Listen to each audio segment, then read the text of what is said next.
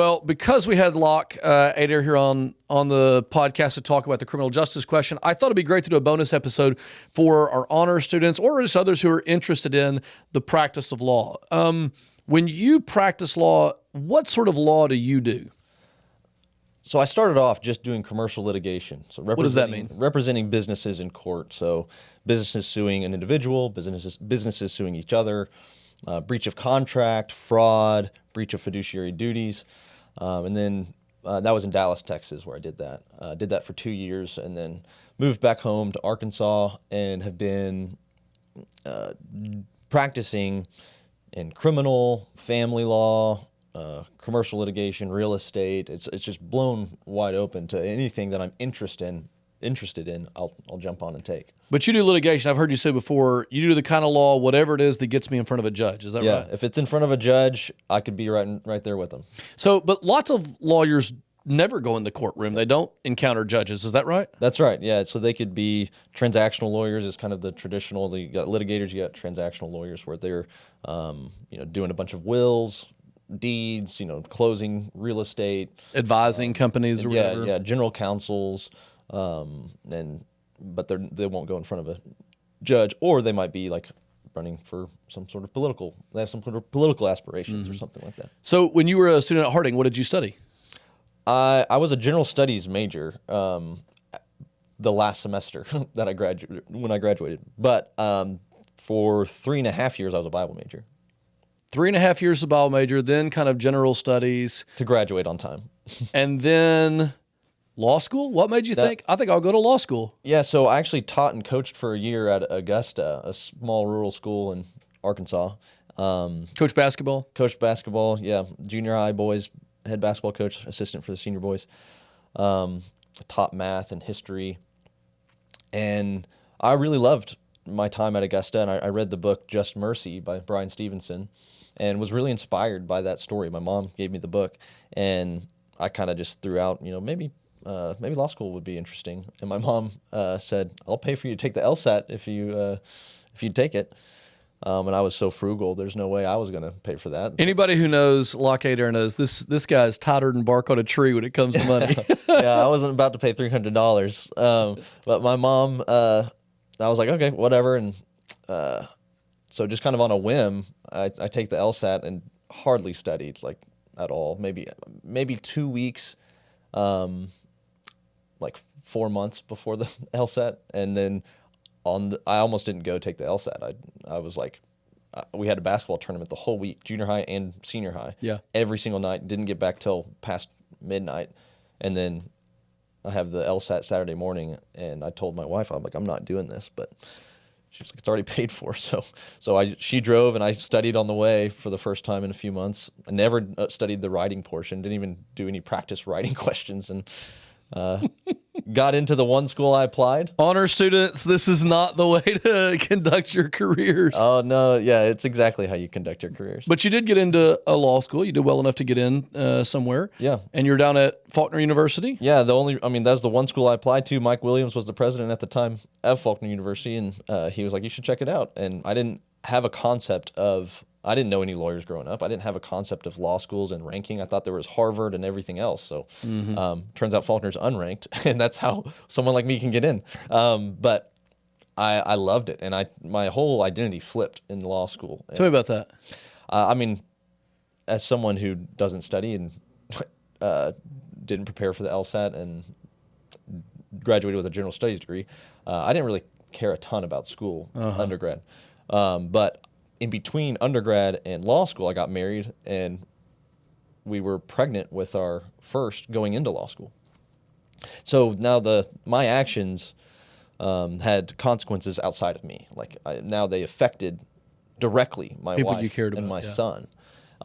And so if we're going to move to another state and take out a bunch of money to go to law school, I'm going to make it count. And I loved law school. No, none of my classmates did. I loved it and did everything the law school asked, and I ended up graduating second in my class. So, and then from when you graduated, what did you do next? I went and clerked for a federal judge in California. Now, people who don't know about law school, clerking for a federal judge it's a big deal. Yeah, it's a big deal. It doesn't happen a lot for people from Faulkner University. How did that work out for you? And you're out from Alabama to California. You're in Arkansas. Yeah. So I was in trial advocacy and did a trial competition in California, and the presiding judge had just been appointed to the federal bench, and he loved how I advocated and offered me a clerkship on the spot. That's awesome. And I accepted it on the spot. So I moved out to California, and this judge was incredible to work for. Played chess weekly, rode bikes on the weekends together. Unbelievable. A real mentor, sounds like. Oh yeah. And do you still keep in touch with this guy? Yep. Spoke with him last week. And so you did this clerkship out there where you were learning more about law. You had already had kind of an academic transformation where, I mean, law school is reading, writing, arguing. And I remember you as a student, you were always bright, but you were not interested in reading and writing a lot. No. But you learned to love it there. Oh, yeah. And now your job is sort of mastering this large game of the law. One thing I've always known about you, Locke, is you're very competitive and you love games. Like we play chess together or board games, things like that. How is that sort of interest in sports, the strategy of basketball, chess, board games, how is that played out in your legal career? Yeah, I mean, it helped me immensely in law school. It's just a game. Like the law is just a game. So when you sit down to learn a new board game, you got to read the rules and you got to apply them. That's all law is: reading the rules and applying them.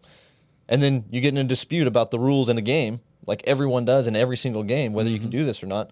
You're being a lawyer. You're being a lawyer. You're advocating for your position, that your interpretation of the law, of the rule, of the game. And I think that is law school. That is being a lawyer. And so I was surprised how well it fit my skills. Particularly, I mean, I told people I was thinking about law school and they laughed at me. So from an academic standpoint, it didn't make any sense. But from I really enjoyed philosophy as well and deep theological questions. But the game and strategy mind and competitiveness, like I ranked 7th after my first semester. I was hoping to get like 45th. I ranked 7th, and I was like, I can do this. Like I'm gonna crush this then. And so I sat down and grinded it out. But yeah, that's all the law is a game. And then, so you did this with this, you mentored under this judge in California, and then you went to Dallas. Then went to Dallas. Was a what sort of law were you doing there? The commercial litigation. Yeah. Why didn't you stay? Isn't that like good money and? Oh yeah. It was. I mean, high prestige and all that. Yeah, for sure. But the environment wasn't what I wanted. So you're chasing money to be there. I billed over 200 hours a month there, and that's billable hours. And so I was working late nights. We had 2 kids at the time, pregnant with our third, and made good money, but not worth it to what I wanted out of life. I mean, I think the what money gets you is peace. I did not have any peace working those hard, long hours. That's good. So moving back to Arkansas, I actually make more per hour than I did in Dallas, but I just work way less.